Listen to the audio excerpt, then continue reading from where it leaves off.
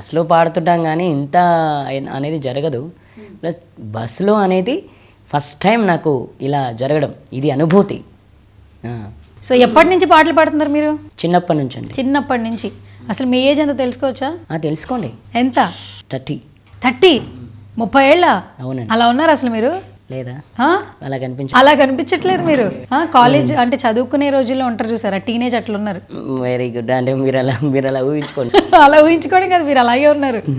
Okay, 30 age అయితే ఎప్పటి నుంచి అంటే చిన్నప్పటి నుంచి పాడుతున్నారు మీరు? అవునండి, గత 5 ఏళ్ల క్రితం. 5 ఏళ్ల క్రితం నుంచి 1992 నుండి. 92 నుంచి పాడుతున్నారా? అవునండి. ఎప్పుడు పుట్టారు మీరు? 90లో పుట్టారా? లేదండి, 1989లో పుట్టా. 89లో పుట్టారు. అవును. ఓకే. సో మరి చిన్నప్పటి నుంచి స్కూల్కి పంపించాలి లేదా చదువుకోవాలని ఇంట్లో వాళ్ళు ఏం చెప్పలేదా?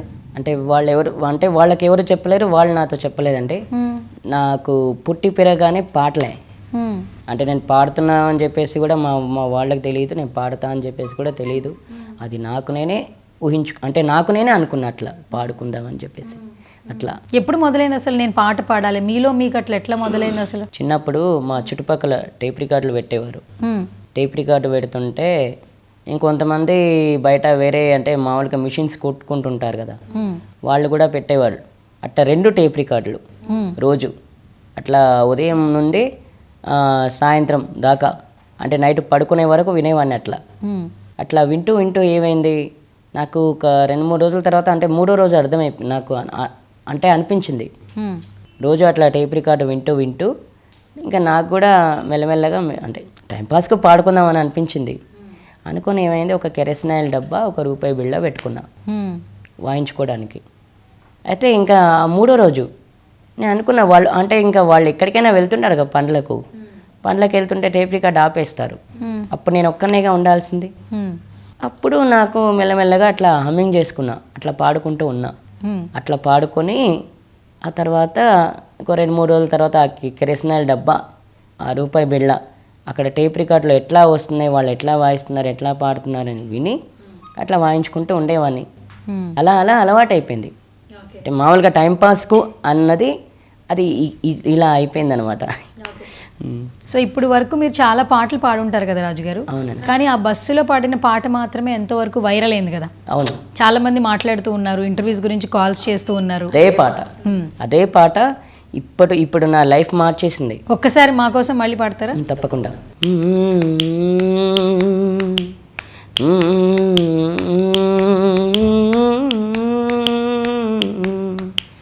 రామ రామ రఘురామ అని పాడుతున్న హనుమా, అంత భక్తి పరవశమా ఓ కంఠమమ్ముగనుమా, సరదాగా నా గాలి పాట వినుమా, విన్నాక బదులిచ్చి ఆదుకునుమా, గాలికి పుట్ట గాలికి పెరిగా అచ్చం నీలాగా, నిత్యం నీతో ఉన్నాగా, ఇద్దరి లక్షణం ఒకటేగా,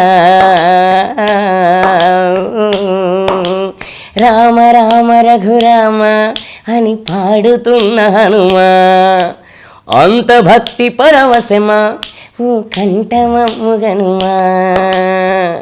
ఆ పాట అప్పుడు బస్సులో పాడేటప్పుడు ఎంతమంది మిమ్మల్ని పొగిడారు యాక్చువల్లీ? అంటే మీకు తెలిసిన వాళ్ళు కొంతమంది ఉంటారు, మీరు సరదాగా హమ్ చేశారు.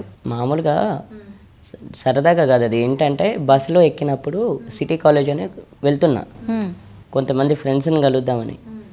అక్కడికి వెళ్తుంటే కండక్టర్ గారు ఏం చేశారంటే, చాలా రోజులు అవుతుంది నువ్వు మాకు గలవక, మా బస్సులో ఎక్కక చాలా రోజులు అవుతుంది, ఒక్కసారి ఒక పాట అయితే వాడు, ఇక్కడ మా డ్రైవర్ కూడా నిద్రపోతుండు అని చెప్పారు. చెప్తే నేనేం చేశానంటే వేరే సాంగ్ ఏదైనా పాడదామా అనుకున్నా. ఆయన ఇదే సాంగ్ వాడమన్నారు. ఆయన ఇదే సాంగ్ వాడమంటే సరే అని చెప్పేసి ఇదే సాంగ్ వాడా. ఇంకొకటి వేరే పాట ఏదో ఒక సాంగ్ వాడిచ్చారు. మళ్ళీ మళ్ళీ రెండోసారి శిల్పా మేడం అని ఆవిడ ఏమందంటే, సీట్ నుంచి లేచి వచ్చారు. ఆవిడ లేచి వచ్చి ఏం చేశారంటే, ఇదే పాట మా కోసం ఒకసారి పాడమని అని చెప్పేసి కండక్టర్ గారితో చెప్తే ఆయన మళ్ళీ ఇదే పాట వాడమన్నారు. ఆవిడ నా దగ్గరికి వచ్చి మళ్ళీ అదే పాట ఇప్పుడు వాడిన సాంగే వాడించుకొని ఆవిడ వీడియో షూట్ చేశారు. ఆ వీడియో చూడగానే పెద్ద పెద్ద వాళ్ళు అట్లా ఆవిడ శనివారం నైటే పెట్టేశారు. ఇంకా సాటర్డే రోజు వెళ్ళా, శనివారం రోజు వెళ్ళా, శనివారం నైటే ఆవిడ పెట్టేశారు. పెట్టగానే ఇంకా చాలామంది అది అయిపోయింది. ఇంకా సండే రోజుకే రెండో రోజే నాకు రెండో రోజు తెలిసిపోయింది. ఊరు నాయనో ఏంటి ఏం జరుగుతుంది, ఏదో కండక్టర్ గారు పాడమన్నారు, నేను పాడాను, ఏం జరుగుతుంది ఏమైందంటే అందరూ ఇట్లా సజ్జనార్ సార్ చూసారు, అందరూ చూసారని చెప్తున్నారు. సాంగ్ అక్కడ దాకా పోయిందా, ఊరు నాయన ఈ సాంగ్ నా లైఫ్ టైం నా టైంనే మార్చిందని అనుకున్నా. అంటే నా లైఫ్ మార్చేసింది ఈ సాంగ్.